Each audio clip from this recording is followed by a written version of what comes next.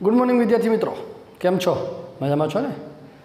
Surface केमिस्ट्रीना next video लेक्चरमां हूँ तमारुं हार्दिक स्वागत करूँ छुं। આપણે આગળનો વિડિયો લેક્ચરનો જ્યારે અભ્યાસ કર્યો ત્યારે આગળના વિડિયો લેક્ચરમાં આપણે શેનો અભ્યાસ કર્યો હતો? તો કે આગળના વિડિયો લેક્ચરમાં આપણે વિષમાંગ ઉદ્દીપનની અધિશોષણની ક્રિયાવિધિને સમજવાનો પ્રયત્ન કર્યો હતો। વિષમાંગ ઉદ્દીપનની અધિશોષણની ક્રિયાવિધિમાં આપણે વાત કરી તે પ્રમાણે કે 5 અગત્યના મુદ્દાઓ છે તેને ધ્યાનમાં રાખીને રાસાયણિક પ્રક્રિયા થાય છે। પહેલો મુદ્દો તો કે ઉદ્દીપકની સપાટી પર પ્રક્રિયકના અણુઓનું આવવું, એના સાથે અધિશોષણ થવું, આકર્ષવું અને સપાટી પરથી પછી દૂર થઈને પછી બીજા અણુઓને સ્થાન આપવું। પાસેના બે અણુઓ જો જુદા જુદા હોય તો તેની સાથે જોડાઈ મધ્યવર્તી સંયોજનની રચના કરી। મધ્યવર્તી સંયોજન બન્યા પછી એમાંથી નિપજના અણુઓનું બનવું, એટલે કે વિષમાંગ અધિશોષણ એ બે જુદા જુદા સિદ્ધાંતોનો સમન્વય હતો। એક જૂનો અધિશોષણ સિદ્ધાંત અને એક મધ્યવર્તી સંયોજનની સંકલ્પના। આ બેનો સમન્વય એટલે કે તમને વિષમાંગ અધિશોષણ થતું। ક્લિયર છે દરેકને? હવે આપણે વાત કરવાની છે ઉદ્દીપકના સ્વભાવ વિશે। આપણે શેની વાત કરવાની છે? ઉદ્દીપકના સ્વભાવ। ટાઇટલ આપણે આપીએ છીએ ઉદ્દીપકના સ્વભાવ વિશે।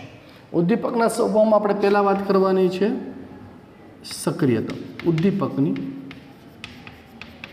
સક્રિયતા થિયોરિટિકલ રીતે પરીક્ષાની દ્રષ્ટિએ ખૂબ અગત્યનો પ્રશ્ન છે। ઉદ્દીપકની સક્રિયતા। ઉદ્દીપકની સક્રિયતા શું કહેવા માંગે છે? તો કે પ્રક્રિયકના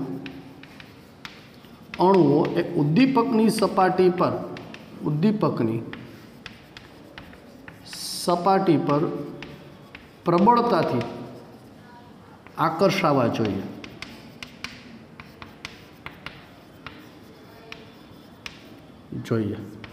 પરંતુ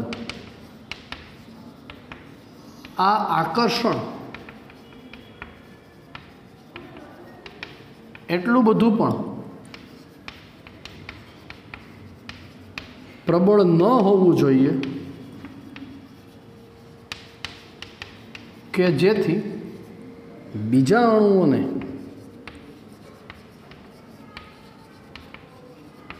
સ્થાન ન મળે। જો પ્રક્રિયક છે ઉદ્દીપકની સપાટી પર આવે છે, ઉદ્દીપકની સપાટી પર પ્રસરણ પામે છે, તો અહીંયા ઉદ્દીપક અને પ્રક્રિયક એકબીજા સાથે આકર્ષાવા જરૂરી છે, આકર્ષણ થવું જરૂરી છે। જો નહીં થાય એટલે કે અધિશોષણ નહીં થાય, અધિશોષણ એ પ્રબળતાથી થવું જોઈએ। જો પ્રબળતાથી નહીં થાય તો એ ફરી પાછા જતા રહેવાના છે, તો પ્રક્રિયા મધ્યવર્તી સંયોજન બનશે નહીં। એટલે મધ્યવર્તી સંયોજન બનવા માટે જરૂરી શું છે? તો કે પ્રક્રિયક એ આની સપાટી પર જ્યારે આવે છે ત્યારે પ્રક્રિયક અને ઉદ્દીપક એ બંને પ્રબળતાથી અધિશોષાવા જોઈએ। પણ હવે આ અધિશોષણ એટલું બધું પણ પ્રબળ ન હોવું જોઈએ કે મધ્યવર્તી સંયોજન બન્યા પછી એનું અપશોષણ ન થાય।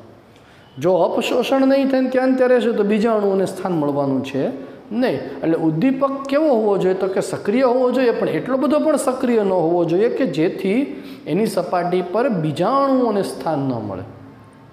પ્રાયોગિક રીતે એવું પુરવાર થયેલું છે કે પ્રાયોગિક રીતે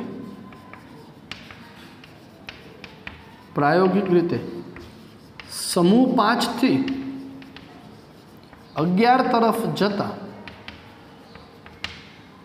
ઉદ્દીપકની સક્રિયતા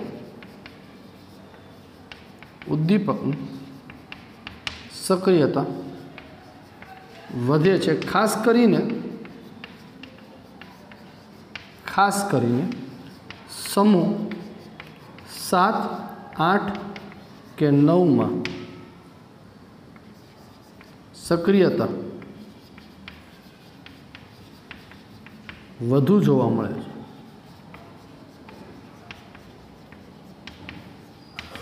સમૂહ 7, 8 કે 9માં ઉદ્દીપકની સક્રિયતા વધુ જોવા મળે। દાખલા તરીકે આપણને અમુક ખ્યાલ છે, દાખલા તરીકે H2 2H2 પ્લસ O2, તો આમાં પ્લેટિનિયમનો ટુકડો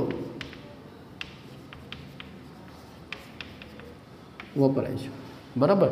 તો ઉદ્દીપકની સક્રિયતા એ 5 થી 11 તરફ જાય એમ વધારે જોવા મળે છે। આ MCQ માટે ખાસ યાદ રાખો। આ ઉદ્દીપકની સક્રિયતા થઈ। બીજી સૌથી અગત્યની વાત છે ઉદ્દીપકની વર્ણાત્મકતા।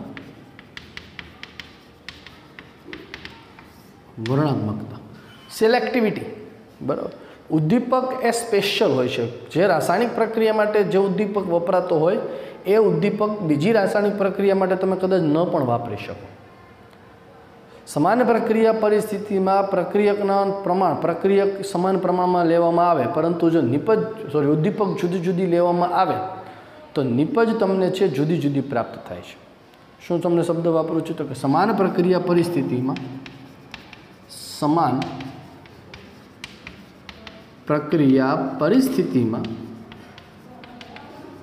જો પ્રક્રિયકો સમાન હોય,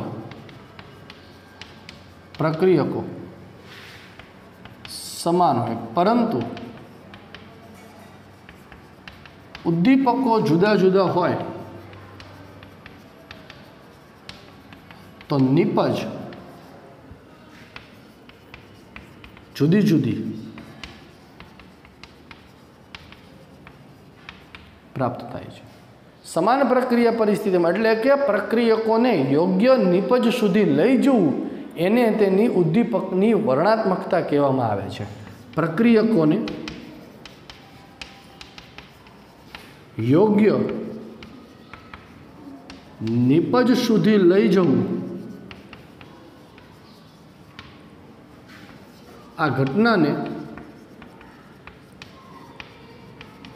ઉદ્દીપકની વર્ણનાત્મકતા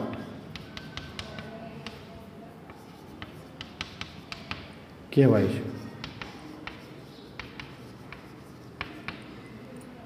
પ્રક્રિયકોને યોગ્ય નિપજ સુધી યોગ્ય દિશામાં ધકેલવી, એ ધકેલવાની જે ક્રિયા છે એ ધકેલવાની ક્રિયાને ઉદ્દીપકની વર્ણનાત્મકતા તરીકે ઓળખવામાં આવે છે. દાખલા તરીકે આપણે ઉદાહરણ સાથે સમજીએ, ભાઈ કાર્બન મોનોક્સાઇડ અને હાઇડ્રોજન CO પ્લસ H2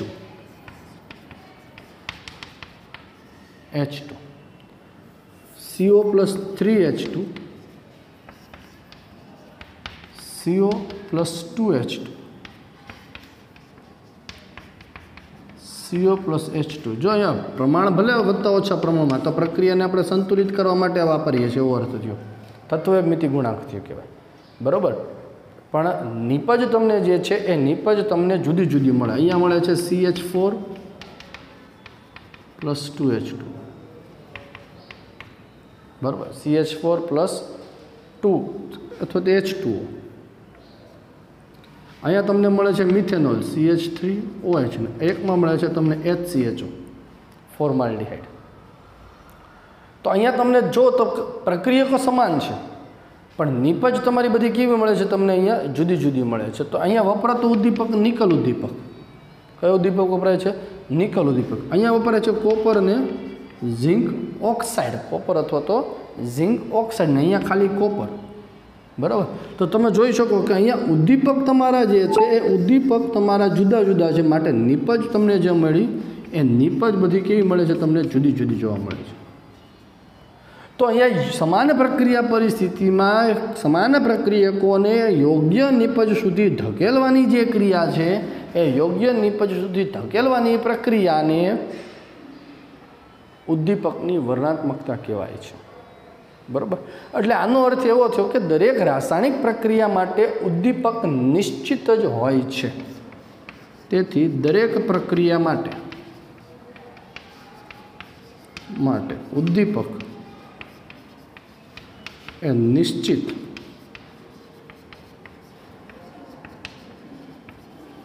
હોય છે, ફિક્સ જ હોય છે. હવે એ ઉદ્દીપક બીજી કોઈ રાસાયણિક પ્રક્રિયા માટે તમે વાપરી શકો નહીં. આને કહેવામાં આવે છે ઉદ્દીપકની વર્ણનાત્મકતા તરીકે ઓળખવામાં આવે છે, બરાબર છે. ચાલો તો ફટાફટ અહીંયા વિડીયોને એકવાર પોઝ કરો. વિડીયોને પોઝ કરી ઉદ્દીપકની સક્રિયતા અને ઉદ્દીપકની વર્ણનાત્મકતા એ તમારી ટેક્સ્ટબુકમાંથી, તમારા મટીરિયલમાંથી, તમારી PDFમાંથી ફટાફટ રીડ કરી જાઓ. એટલે આપણે આગળ વાત કરવાની છે હવે આકાર વર્ણનાત્મકતા થિયોરિટિકલ બીજો અગત્યનો પ્રશ્ન, બરાબર. ચાલો ફટાફટ વિડીયો પોઝ કરો અને જોઈ જાઓ.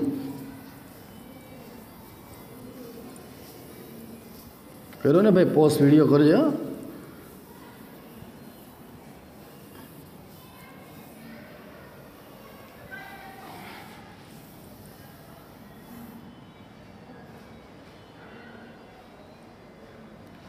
ચાલો ત્યાર પછી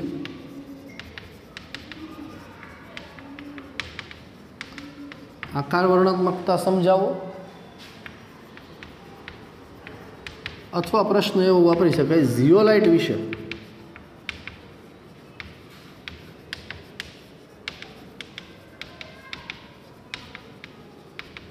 ટૂંક નોંધ લખો. ફરી પાછો થિયોરિટિકલ જે છે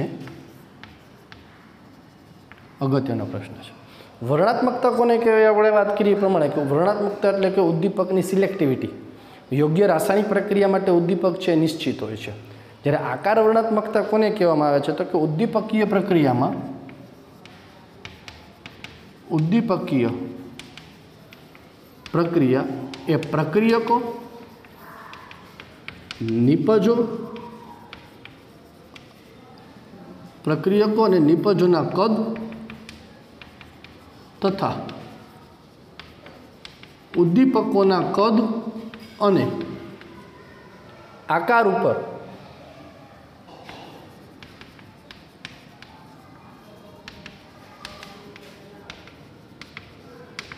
ઉદ્દીપકોના છિદ્રના કદ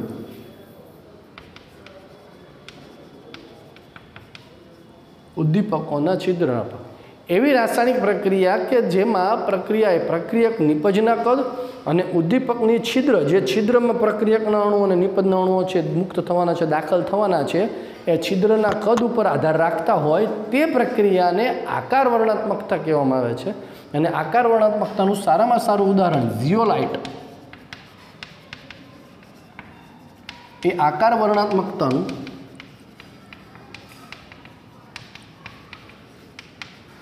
શ્રેષ્ઠ ઉદાહરણ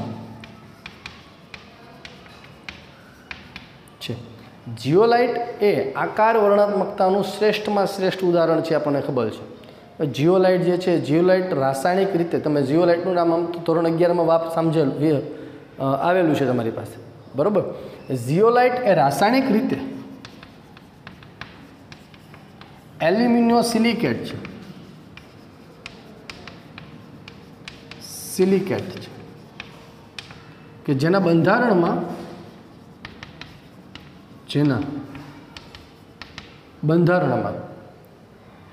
સિલિકેટની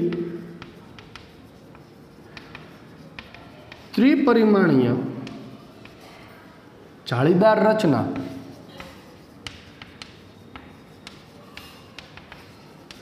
જોવા મળે છે,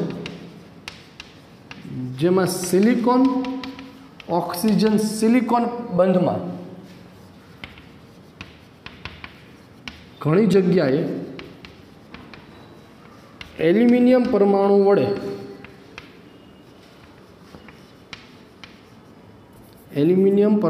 વડે વિસ્થાપન થયેલું હોય છે.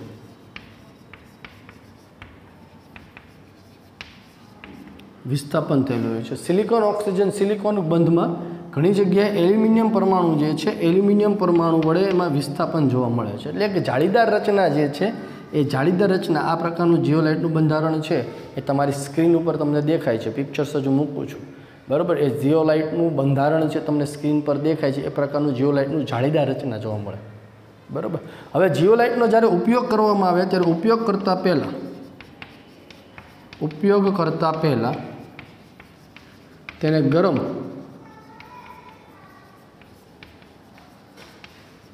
કરવામાં આવે છે, જેથી તેમાંથી ભેજ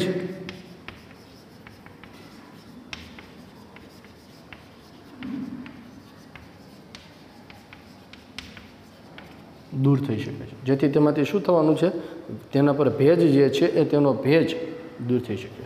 કુદરતમાં ઘણા બધા આવા સંશ્લેષિત કુદરતી રીતે મળીએ તો ઘણા બધા જીઓલાઇટ હોય છે જે આકાર વર્ણનાત્મકતા તરીકે વર્તી શકે છે. કુદરતી રીતે જે ઉદ્દીપકો વર્તતા હોય એ આ પ્રકારની છિદ્ર રચના ઉપર આધાર રાખે છે કે જેના છિદ્ર જે છે એ છિદ્રના અણુઓ, દાખલા તરીકે આ પ્રકારના છિદ્ર હોય, સપોઝ કે આ છિદ્ર રચના છે, તો આમાં પ્રક્રિયકના અણુઓ આમાં બંધ બેસતા હોવા જોઈએ, અને પ્રક્રિયકના અણુઓ બંધ બેસે અને ફરી પાછું નિપજ આમાંથી મુક્ત થતું હોય. હવે પ્રક્રિયક જો આવડો મોટો હોય અને છિદ્ર નાનું હોય તો આ દાખલ થવાનું છે નહીં, તો પછી પ્રક્રિયા થવાની છે, કારણ કે મધ્યવર્તી સંયોજન જ બનવાના છે નહીં, બરાબર. તો આ પ્રકારની આકાર વર્ણનાત્મકતા એ છિદ્ર ઉપર છે આધાર રાખે છે. જીઓલાઇટ જે છે, જીઓલાઇટ ઘણી બધી જગ્યાએ ઉપયોગી જોવા મળે છે, ખાસ કરીને પેટ્રો રસાયણમાં વિભંજક તરીકે, પેટ્રો રસાયણમાં વિભંજનની ક્રિયામાં ઉપયોગી છે. ગેસોલિનનું પેટ્રોલમાં રૂપાંતરણ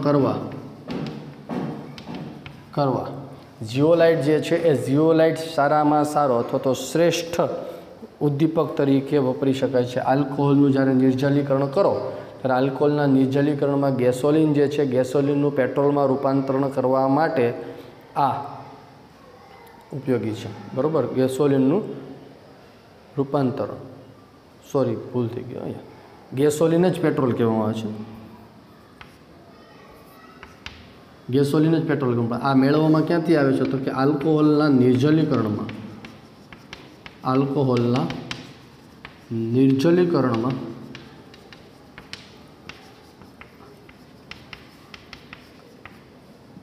તથા હાઇડ્રોકાર્બનના વિભાજનની ક્રિયામાં. હાઇડ્રોકાર્બન એટલે લાંબી શૃંખલા ધરાવતા અણુઓ હોય. આપણે તમે ધોરણ 10માં છે આગળ શીખેલા છો, બરાબર. ડામર છે, ડામરમાંથી જ્યારે અંદર દાખલ કરવામાં આવે વાત ભઠ્ઠીમાં, તો જુદા જુદા ટેમ્પરેચર પર વિભાજનની ક્રિયા, એટલે મોટા અણુઓમાંથી નાના અણુમાં રૂપાંતરણ થવું હોય એને ક્રેકિંગની ક્રિયા કહેવાય. તમે ધોરણ 11માં શીખેલા છો. તો આ ક્રેકિંગની ક્રિયામાં ગેસોલિન જે છે, તો પેટ્રોલ છે, એ મેળવવા માટે આ જીઓલાઇટનો ઉપયોગ થાય છે. આ ઉપરાંત આલ્કોહોલના નિર્જલીકરણની પ્રક્રિયામાં પણ તેનો ઉપયોગ થાય છે. બરાબર. તો આપણે આ વાત કરી છે આકાર વર્ણનાત્મકતા શું અથવા તો જીઓલાઇટ છે એ જીઓલાઇટ કોને કહેવામાં આવે એની વાત કરી.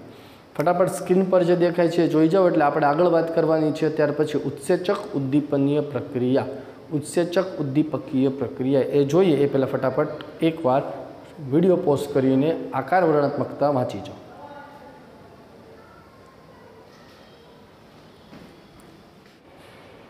આકાર વર્ણનાત્મકતા સમજ્યા પછી હવે આપણે આગળ વાત કરવાની છે ઉત્સેચક ઉદ્દીપનની પ્રક્રિયા. એટલે ટાઇટલ હવે આપણે આપશું ઉત્સેચક ઉદ્દીપન. ઉત્સેચક ઉદ્દીપન પ્રક્રિયા. ઉદ્દીપન એટલે કે ઉદ્દીપકની મદદથી પ્રક્રિયાને વેગ વધારવો એને ઉદ્દીપન પ્રક્રિયા કહેવાય. તો ઉત્સેચક ઉદ્દીપન કોને કહેવાય તો કે ઉત્સેચકની મદદથી પ્રક્રિયાનો વેગ વધારવો એને કહેવાય છે ઉત્સેચક ઉદ્દીપન. હવે ઉત્સેચક છે શું એ આપણે સમજવું પડે કે ઉત્સેચક એ ઊંચા આણ્વીય દળ ધરાવતા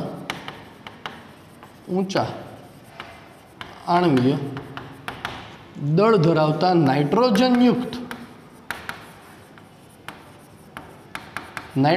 એટલે મોટા ભાગે પ્રોટીનના જ બનેલા હોય, નાઇટ્રોજનયુક્ત જૈવિક અણુઓ કે જે જૈવ રાસાયણિક પ્રક્રિયાનો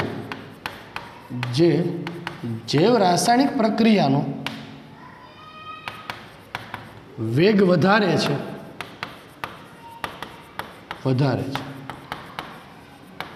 તેને ઉત્સેચક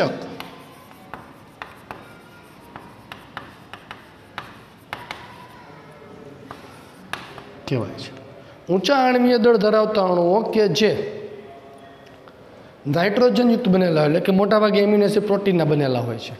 આ પ્રોટીનના બનેલા અણુઓ કે જે જૈવ રાસાયણિક પ્રક્રિયા, શરીરમાં થતી, વનસ્પતિઓમાં થતી ઘણી બધી જૈવ રાસાયણિક પ્રક્રિયાઓ હોય છે.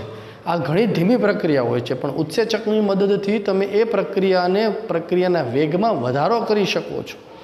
આ જૈવ રાસાયણિક પ્રક્રિયાના વેગમાં વધારો કરવા માટે જે અણુઓ વપરાય છે તેને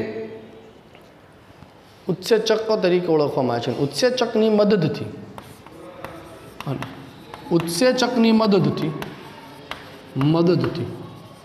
પ્રક્રિયાના વેગમાં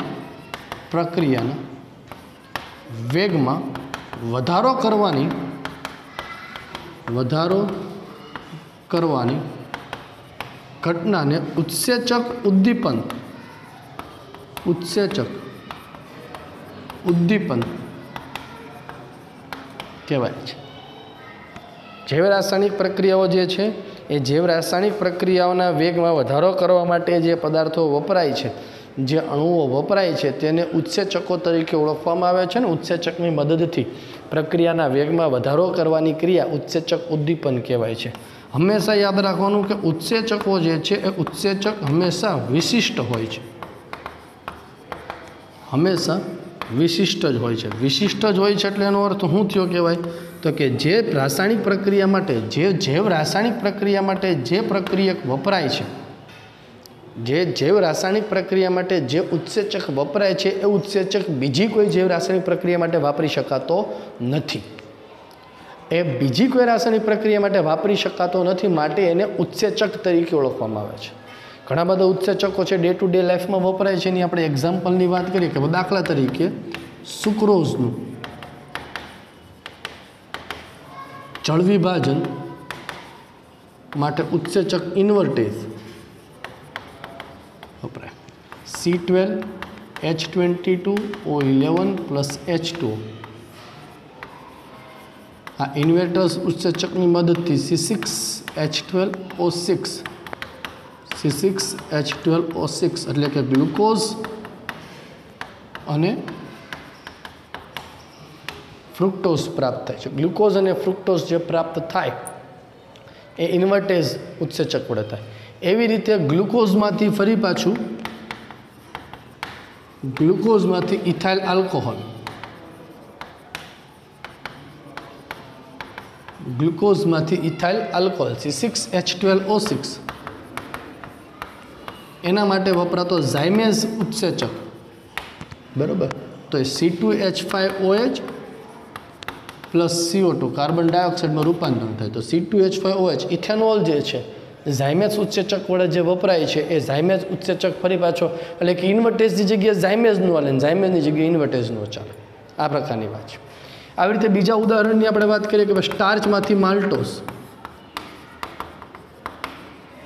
એના માટે વપરાતું ઉત્સેચક ડાયજેસ્ટ, સ્ટાર્ચ C6H10O5 અને N અણુઓ, એમાંથી C12H22O11 રૂપાંતર ડાયજેસ્ટ સ્ટેજ। એવી રીતે માલ્ટોઝમાંથી એનું જળ વિભાજન કરવા માટે માલ્ટેઝ વપરાય, એમાં વપરાય છે ગ્લુકોઝ, બરાબર। માલ્ટોઝમાંથી ગ્લુકોઝમાં રૂપાંતરણ કરવા માટે વપરાય છે માલ્ટેઝ ઉત્સેચક। એ રીતે યુરિયાનું વિઘટન કરવા માટે, યુરિયાનું વિઘટન થાય એટલે એમાંથી એમોનિયા અને કાર્બન ડાયોક્સાઇડ મળે, તેના માટે જે વપરાય એ ઉત્સેચક છે યુરેઝ ઉત્સેચક વપરાય છે। કયું ઉત્સેચક વપરાય છે? યુરેઝ। એ રીતે પ્રોટીનમાંથી પેપ્ટાઇડમાં રૂપાંતરણ કરવું હોય તો આંતરડામાં જે વપરાય એ પેપ્સિન, આંતરડામાં જે હોય એ પેપ્સિન વપરાય। અને પ્રોટીનમાંથી એમિનો એસિડમાં રૂપાંતરણ જો કરવું હોય તો પ્રોટીનમાંથી એમિનો એસિડમાં રૂપાંતરણ કરવા માટે ટ્રોપ્સિન ઉદ્દીપક વપરાય છે, બરાબર।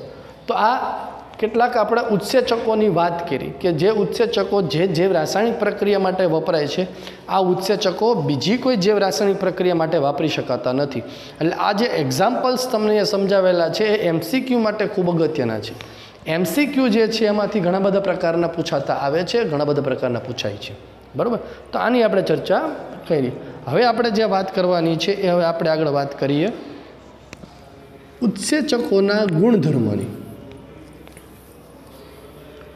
ઉત્સેચકોનો ગુણધર્મ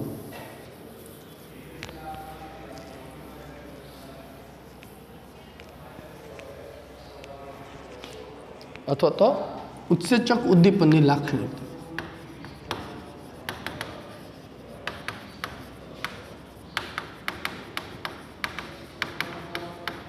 ઉત્સેચક ઉદ્દીપનની લાક્ષણિકતા, પહેલી લાક્ષણિકતાની આપણે વાત કરીએ તો કે ભાઈ વિશિષ્ટ સ્વભાવ અથવા કાર્યક્ષમતા પહેલાં જોઈ લઈએ। કાર્યક્ષમતા, ઉત્સેચકનો એક અણુ એ 1 મિનિટમાં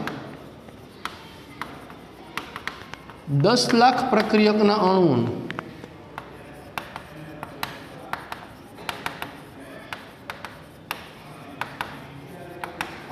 રૂપાંતરણ एक अणु ए 10 लाख अणुओं निपज में रूपांतरण करवानी कार्यक्षमता उत्सेचक पासे होय छे। त्यार पछी विशिष्ट स्वभाव। तो आपणे वात करी प्रमाणे दरेक प्रक्रिया माटे उत्सेचक विशिष्ट ज होय। उत्सेचक विशिष्ट होय छे। जे जैव रासायनिक प्रक्रिया माटे जे उत्सेचक वपराय ए बीजी कोई रासायनिक प्रक्रिया माटे उत्सेचक वपराय नहीं। दाखला तरीके यूरिया है तेना माटे यूरेज ज चाले। एवं न थाय के यूरेज रजा पर है तो माल्टेज आवी जाए जग्या, बराबर एवं न थाय। निश्चित हो जाए, फिक्स होय छे। त्रीजू तापमान। जे तापमाने उत्सेचको प्रक्रियानो वेग वधारे छे, प्रक्रियानो वेग वधारे छे तेने अनुकूलन तापमान, अनुकूलन तापमान कहेवाय छे। जे तापमान आगर उत्सेचको छे ए उत्सेचको प्रक्रियाना वेगने वधारे छे ए तापमानने ते प्रक्रिया में ते उत्सेचक माटेनुं अनुकूलन तापमान कहेवाय। खास करीने 298 केल्विन थी लईने 310 केल्विनना तापमानना गाळामां उत्सेचको प्रक्रियानो वेग वधारी शके छे। એટલે 310 केल्विन थी वधु टेम्परेचर पर उत्सेचकीय प्रक्रिया खलेल थई जाय, એટલે खलेल पहोंचे, खलेल नहीं खलेल पहोंचे छे। એટલે શું થાય, તાવ આપણે જ્યારે આવે ત્યારે આપણી બધી બાયોલોજીકલ પ્રક્રિયાઓ છે ડામાડોળ થઈ જાય।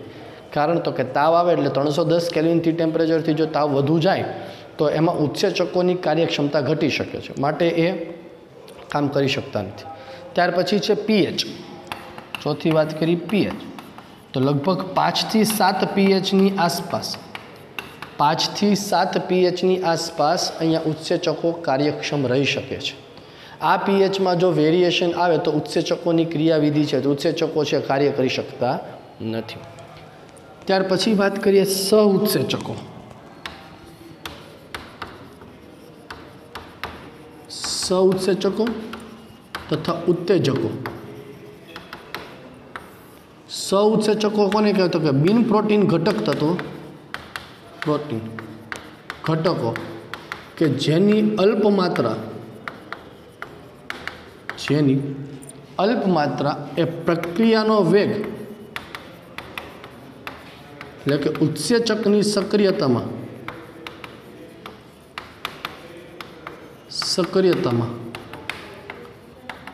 વધારો કરે છે તેને સહઉત્સેચકો કહેવાય છે। દાખલા તરીકે વિટામિન, विटामिन अल्प मात्रा ए प्रोटीन એટલે કે उत्सेचको कार्यशील रही शके एनी सक्रियतामां वधारो थाय एना माटे जरूरी छे।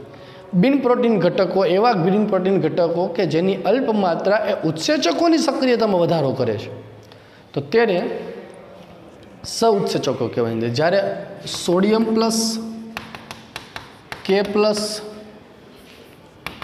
Mg+2 जेवा आयनो ए उत्सेचकनी सक्रियतामां वधारो करे,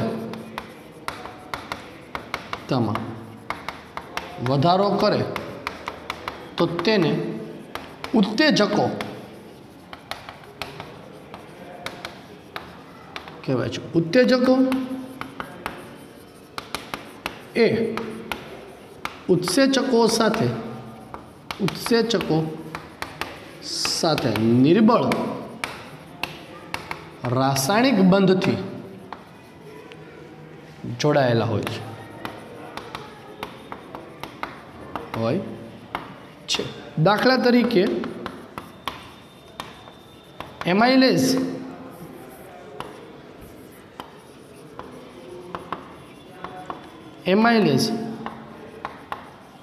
उत्सेचकों माटे सोडियम क्लोराइड मांथी Na+ आयन ए उत्तेजक तरीके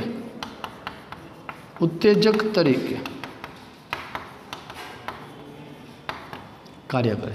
एमाइलेज उत्सेचक में NaCl मांथी मळतो सोडियम +1 आयन जे छे ए सोडियम +1 आयन એ અહીંયા ઉત્તેજક તરીકે કાર્ય કરે છે, બરાબર. તો ઉત્સેચક, સહ ઉત્સેચક અને ઉત્તેજકમાં ફરક શું છે ખબર? કાર્ય બેનું સરખું જ છે. બંને જે છે અહીંયા ઉત્સેચકની ક્રિયાવિધિમાં વધારો કરવાનું જ કાર્ય કરે છે, પણ બંને વચ્ચે ડિફરન્સ શું છે એ તમને અહીં આઈડેન્ટિફાઈડ થવો જોઈએ. બહુ માઇનોર ડિફરન્સ છે બંને વચ્ચે. શું ડિફરન્સ છે? તો કે સહ ઉત્સેચકો બિન પ્રોટીન ઘટક તત્વો છે, જ્યારે ઉત્તેજકો છે એ આયનો છે, આયનો Na+K+Mg+2 જેવા આયનો છે. અને ત્યાર પછી અંતે વાત આપણે કરીએ છીએ ઉત્સેચક વિષ અથવા તો નિરોધકો. એવા પદાર્થો, એવા અણુઓ કે જે ઉત્સેચકની ક્રિયાવિધિને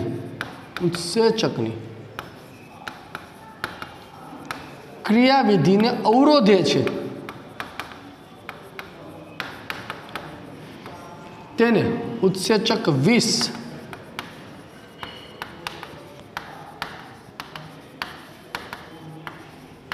કહેવાય છે. એવા અણુઓ કે જે ઉત્સેચકની ક્રિયાવિધિને અવરોધે છે, એને ખલેલ પહોંચાડે છે, એવા અણુઓ છે ને ઉત્સેચક વિષ તરીકે ઓળખવામાં છે. કેટલીક એલોપેથી દવાઓ જે છે એ એલોપેથી દવાઓની આડઅસર જે થાય છે એ આડઅસર એ પ્રક્રિયા માટે ઉત્સેચક વિષ તરીકે વર્તે છે. દાખલા તરીકે માથાનો દુખાવો હતો તો પેટના દુખાવા માટે તમે દવા લ્યો છો, માથાના દુખાવા માટે દવા લ્યો છો, તો એ તો સાજું કરી દે છે, પણ એની સાથે શું થાય છે? એસિડિટી ઉત્પન્ન થાય છે. તો એની ક્રિયાને શું કરી? પાછી ખલેલ પહોંચાડી. તો એના માટે શેના તરીકે વર્તે છે? ત્યાં વિષ તરીકે વર્તે છે અથવા તો નિરોધકો તરીકે વર્તે છે, એવો અર્થ થયો. ઓકે છે? તો આ આપણે વાત કરીએ અહીંયા ઉત્સેચકની લાક્ષણિકતા, એની વાત કરી. આજનો વિડીયો લેક્ચર છે આપણે અહીંયા સુધી રાખીએ છીએ. કાલનો વિડીયો લેક્ચર છે એમાં આપણે વાત કરશું ઉત્સેચકોની ક્રિયાવિધિ કેવી રીતે થાય છે, એટલે કે એક અધ્યાય ત્યાં પૂરો થશે અને નવા અધ્યાય ઉપર આપણે આગળ વધશું. એ છે કોલોઇડ્સ કોને કહેવાય છે તેની. બરાબર? ત્યાં સુધી બાય બાય. બરાબર? ચાલો.